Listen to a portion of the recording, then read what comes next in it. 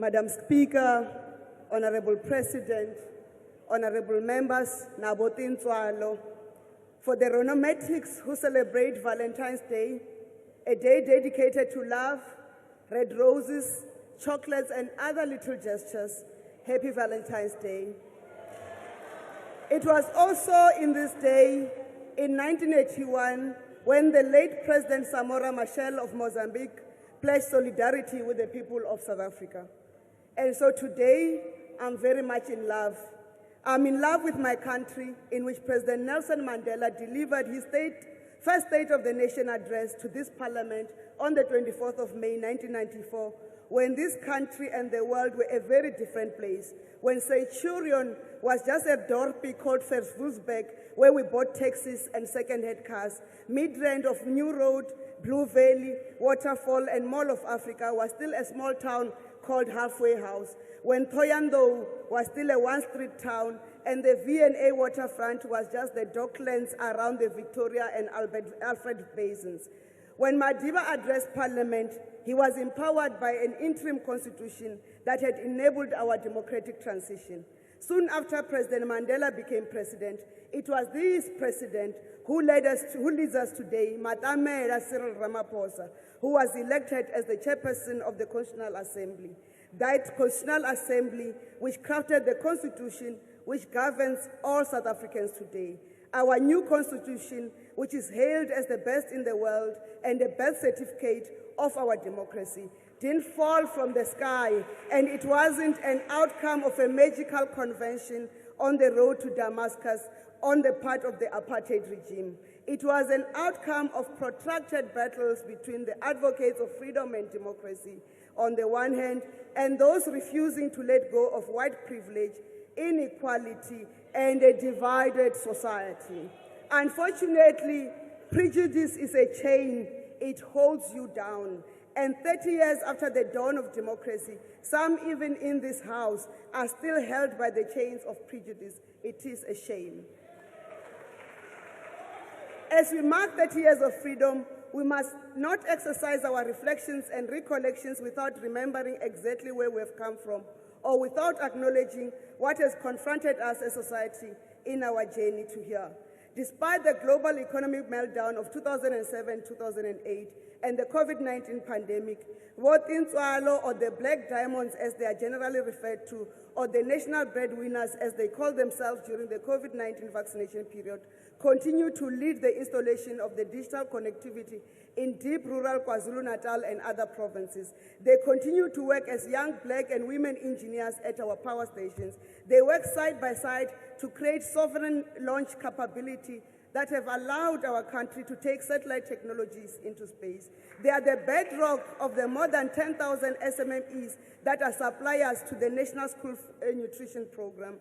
They are the engineers and the contractors behind the more than 750,000 kilometer road network from the 525,000 kilometer road network in 1995. Yes, some of the provincial and municipal roads have the potholes but we are intervening. Currently, SANRAL has taken over 3,100 kilometers of roads transferred from provinces so that we can use its road construction and maintenance capacity to deliver better roads and with more under consideration. In the past 5 years, SANRAL has executed projects to the value of 120 billion rands, which translated to just under 45,000 job opportunities and the participation of almost 6,500 black-owned SMMEs in the road construction industry. Just this January, SANRAL announced another 28 billion injection into the industry with the implementation of over 70 projects. SANRAL's work to improve the country's road network is complemented by Operation Vala Zonke, aimed at closing potholes on the municipal roads across all municipalities. We are aware that some municipalities are progressing faster than others. Honorable members, we are rebuilding the network industries to ensure it services our country more effectively. Despite the teething challenges, PRASA has restored operations on 26 out of 40 commuter rail corridors following disruptions caused by COVID-19 pandemic and the criminality that vandalized our rail infrastructure. Of these restored service lines, 19 of them are operated with new trains. PRASA has received 184 new trains that have been built in Nigel in Ekurhuleni, Gauteng. In addition, 276 metro rail coaches have been upgraded or refurbished, and 97 train stations have been refurbished, and 29 cooperatives are responsible for cleaning and maintenance of these stations. Through the capital expenditure of PRASA, we have created more than 46,000 job opportunities. Even Transnet is starting to register a turnaround at its operations with the arrival of critical equipment. Irrespective of the weather, those containers can be loaded and offloaded in our ports. We appreciate the support from business under the CEO initiative that has partnered with government in driving critical reforms necessary to rebuild our economy. Vatvash, ndizone botintswalo na dzithama dzawe bana mutsiko wa thengo ya machilele nga zwine ra zwi vhidza uri cost of living. Fhedzi mushumo une ra vha khawo wo fhaṱulula ikonomi uri ṋea zwikhala zori ri fhe vhoramabindu maṱuku mishumo uri ri bveledzise themamveledziso yashu. Hezwo zwi khou engedza masheleni zwikwamani zwa vhoramabindu maṱuku na vhotintswalo vhaṅwe. Ro fara ro khwaṱha kha u fhaṱulula ikonomi yashu uri i kone u ḓiimisa kha mafhungo a fulufulu na zwa migodi na zwa urengisa ndalama ya mavuni. We are prioritizing, in cooperation with other countries within our region, beneficiation of our minerals as we strengthen reindustrialization through localization. Yes, what of employment? 8 consecutive quarterly labor force surveys have indicated an improvement into the unemployment situation in the country, with 16.7 million people were in employment by the end of the third quarter of 2023, the first to surpass the pre-COVID-19 employment levels. Although 6 million youth are now in employment, the challenge of youth unemployment, like the world over, remains. It is for that reason that President Ramaphosa led the establishment of initiatives like the Youth Employment Service, or YES, in partnership with private sector partners. YES has created over 130,000 work experiences for young people to date. Over 1.7 million work and livelihood opportunities for unemployed South Africans have been created through the presidential employment stimulus, which prioritizes predominantly youth and women. The South African Youth Mobile Platform has launched, which provides pathways for young people to employment, learning, and youth enterprises. Today, over 4.8 million young people have registered on the platform, and more than 1 million have been placed in earning opportunities. Madam Speakers, like all these achievements have been made possible by South Africans who consider it their duty to be part of transforming our country and undoing the damaging legacy of apartheid, not the revisionist. Maybe I must remind some amongst us that the President in his address last week said, just as we cannot deny the progress South Africans have made over the last 30 years, nor should we diminish the severe challenges that we continue to face. Maybe I must borrow from Bob Marley and say to the DA, before we start pointing fingers, make sure your hands are clean. Honorable Kwarube, the story of Thabang you were attempting to narrate to this, for us, is the story of a young man or a young woman from Gugule to Nyanga, Delft, Imzamo to in Hout Bay, Misha's Plain, and we are starting to find them in the city of Tshwane under the DA administration. So, Madam Speaker, the President has yet to close this debate of the State of the Nation address in February 2024, but I'm already looking forward to the second State of the Nation address of 2024. I'm sure honorable members from the other side are looking forward to this as well, as they will be able to continue to scrutinize and criticize sitting from where they're sitting. In any case, some people feel the rain and others just get wet. Love you. Thank you very much.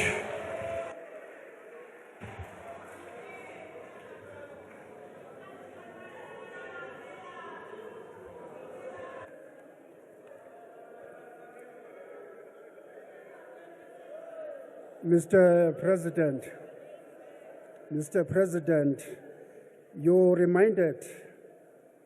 you started by reminding us in your speech about the historic democratic national and provincial elections of April 27, 1994. We agree that the 1994 general elections were a historic breakthrough, especially after decades of colonial and apartheid misrule. As we went to the polls in 1994, the Black indigenous people voted with high hopes, thinking that they were installing a servant and ethical government, which we hoped would not compromise or betray the aspirations of the poor masses. As a people, we didn't know we were voting for lumpen politicians, thieves, and self-centered enemies of the people. Honorable members, after 3 decades of the so-called constitutional democracy, South Africa is deeply divided along racial and class lines. It is also divided into 2 nation states. We have urban areas on the one hand, which largely mirrors the remnants of the colonial and apartheid rule, and rural areas on the other hand, which is under the control of the traditional leaders, the kings and amakhosi. This is where the vast majority of the poorest of the poor, the Black indigenous people, are found in these areas. The majority of our people are trapped in grinding poverty without access to adequate clean water, poor social infrastructure, and a high rate of unemployment. Mr. President, you also indicated in your speech that your government is rooting out hunger by providing the social relief of distress grant. We know that 350 in our country ridden by corruption and greed is an insult to our people. Honorable Speaker, the ANC government has no effective and credible plans to introduce sustainable employment schemes and run a cutting-edge infrastructure investment in the rural areas. We argue that spending a lot of money on social grants is not an investment. Young people must be skilled and cannot depend on the 350 grant. Mr. President, we need a radical economic policy shift in order to address the economic imbalances of the past. Neoliberalism is a curse to the working class and the poor. Neoliberalism is benefiting only the ruling elite and their cronies. As a result, the quasi-democracy of 3 decades in South Africa has produced only 5 Black billionaires and several multimillionaires within the ranks of the ruling party. The Black majority, on the other hand, have been kept in the continuous fight As you conclude, Honorable over Member. spoils of the ruling class. Mr. President, let's go back to the basics. The Western liberal economic policies will never bring a better life for all in this country, whose majority of the people are poor. In conclusion, I wish to salute KK, Kenneth Kaunda, the first president of Zambia from 1964 to 1991. Your time is up. Give me 2 minutes.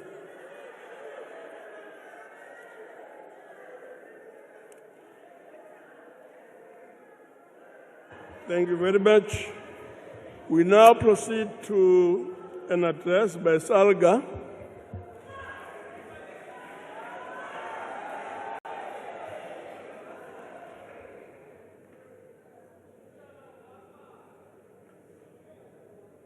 Speaker of the National Assembly, the Chairperson of the NCOP, President of the Republic of South Africa, Cyril Ramaphosa, Deputy President of our country, Paul Mashatile, Premiers of our provinces, honorable members, fellow South Africans.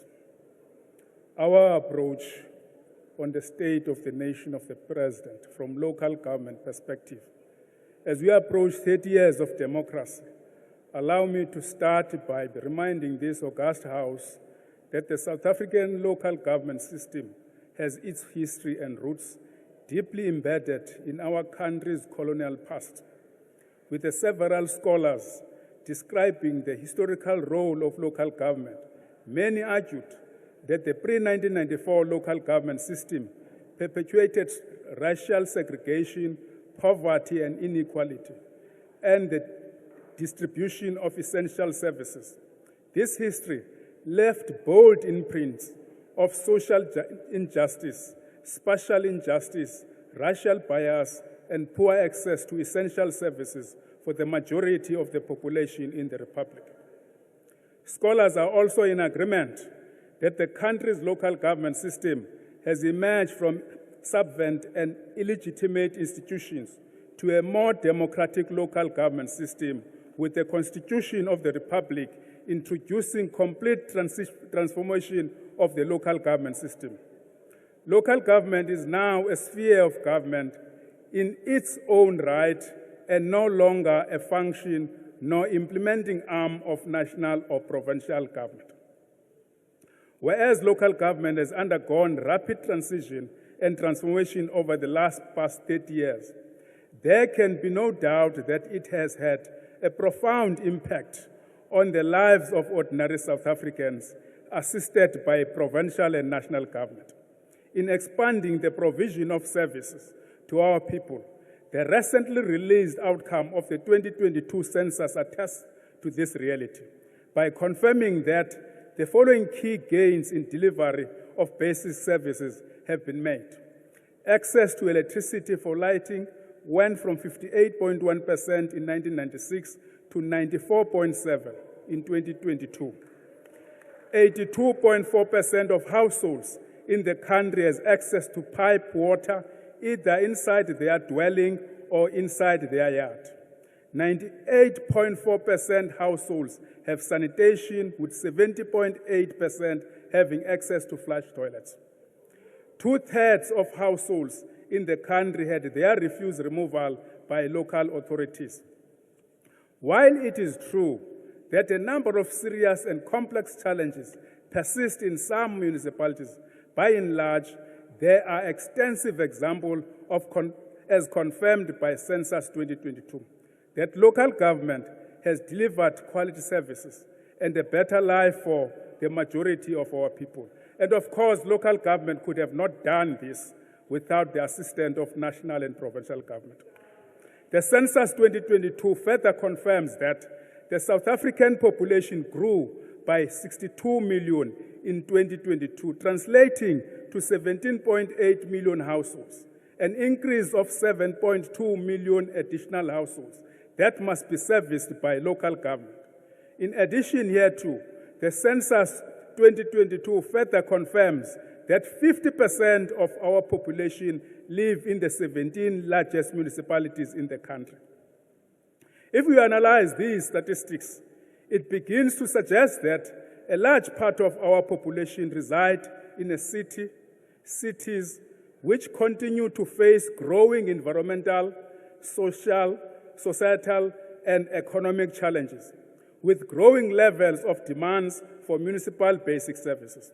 It therefore means that the absence of an acknowledgement of the importance of local government, we face the increasing risk of not creating sustainable human settlement, which provide for a decent quality of life and meet the social, economic, and material needs of communities in the whole.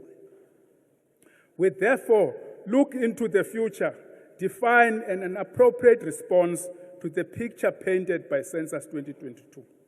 Despite its most pivotal role in building democracy and promoting socio-economic development with the responsibility for 46% of the constitutional functions, local government still remains a big area in which we need to develop, capacitate, and build capacity so that it can respond to our challenges. And we can do this through improving cooperative governance. And we are happy, President, with the Minister Motsoaledi on his program insofar as foreign nationals visiting our country but landing up in our municipalities. His endeavor and working with us is a very important. And I must say, we are happy with Minister Kotongwan. For a first time, he agrees after many years that local government is underfunded. And therefore, we can go to the debate and discussion, how do we then better fund local government? Our own assessment as SALGA is that local government is a complex sphere of government. It requires a proper diagnosis to develop a response that is appropriate. An appropriate response requires a distinction between the occurrences, patterns, trends versus the systemic structural issues, having regard to the national interventions alluded to earlier on. We tend to react and respond to the occurrences and not the underlying causes. It is our respective view that in dealing with the state of local government and the challenges attended to, consideration has to be given to a number of interventions as packaged instead of wanting to deal with them one by one in isolation of a bigger picture. As stated in previous SONA, we fully supported President Ramaphosa's view on the appointment of properly qualified municipal officials to ensure the effective management and provision of services. We, however, add that similar focus, President, should be placed on the political arm of local government. And political parties are the ones that are elected councillors and then send councillors to council. Our analysis confirms that every 5 years, the high turnover in local government, exacerbated by lack of proper screening of candidates, set the sector back in terms of leadership, governance, and oversight stability. Despite numerous interventions to increase the capacity of councillors during term of office, the task is daunting and the gaps are blunt, as recent development, particularly in coalition, have exposed serious weaknesses in the leadership qualities of many of us in managing the coalition. If we don't manage the coalition, it's going to fall right into our face. We once more repeat our plea and call to all political parties to prioritize deployment of skilled and knowledgeable councillors. A more radical proposal is that as we march towards the next elections, there should be a set of minimum criteria coupled with the introduction of performance management and accountability based on remuneration regime for both councillors and senior managers. I think, President, we need to consider two things. You must punish the mediocrity and reward the performance. You may recall that we stood here a year ago to draw attention to the impact of coalition government on service delivery and municipal governance. We wish to extend our appreciation to the President of the Republic for responding positively to our call for a national dialogue on coalition government by political parties that give us people in council. We are hopeful that following the national dialogue held in August last year will bring us closer towards a framework for coalition government that can be used as a guide by political parties in structuring their coalition in practice. Without a framework to guide political parties in structuring and managing coalition, Political parties and independent councillors will be required to establish coalition whilst being uncertain about the rules or mechanism. Niyiphelise loo nto ka-kingmaker no queenmaker, because it's created problems. As it relates to municipal financial sustainability, the President rightfully recognized some of the challenges that weaken local government institutions. This view must be seen in the context that the financial resources available to municipalities have fallen short of the increasing demand on municipal for services, including non-revenue services and infrastructure delivery needs. On safety of councillors, President, municipal officials, traditional leaders, and we see of late judges being threatened. As stated in the SONA debate, as SALGA, we remain concerned about the growing number of intimidation and killing of councillors and municipal officials, and damage to municipal property during service delivery protest. In recent times, this has also been extended to traditional leaders and judges. Coupled with recent shootings and killings, there are broader questions to be asked. What has gone wrong with moral fiber of our society? Is it the cause of this type of death, love of money, or greed? Are we not making enough noise to be heard when we say that enough is enough? For now, for how long are we going to keep quiet? Well, the public office bearers are maimed, daylight, threaten their lives for rendering services. And that is why, as a co-president of the International Local Government Formation, we agree with the approach that you took in Palestine. As you and we wish conclude, Honourable in Member. Syria you will do the same. This worrying development in the context that the occurrences in the country wild, although the different intensities, this development threatens the credibility of democracy, but more so, negatively impact the credibility of local government as a potential area of opportunity for qualified and competent public representatives and prospective employees. Your time is up. Thank you.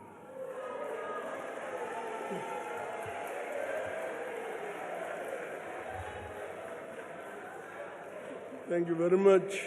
We'll now invite the Minister of Justice and Correctional Services, Honorable Lamula. Madam Speaker, the President of the Republic of South Africa, the Deputy President, House Chairperson, the opposition behaves as if they've just fallen from heaven when they know that the President has been candid and honest about the successes and the challenges of our country. They do so in order not to see the successes of the governing party. Yingisela vana va democracy va tivuyisela ku hi vona va tintswalo. These are the motive forces of the National Democratic Revolution. I am a tintswalo. Like many South Africans who started high school after 1994, I started my high school in 1995, Honorable President. Both my parents were farm workers who could not afford my tertiary education.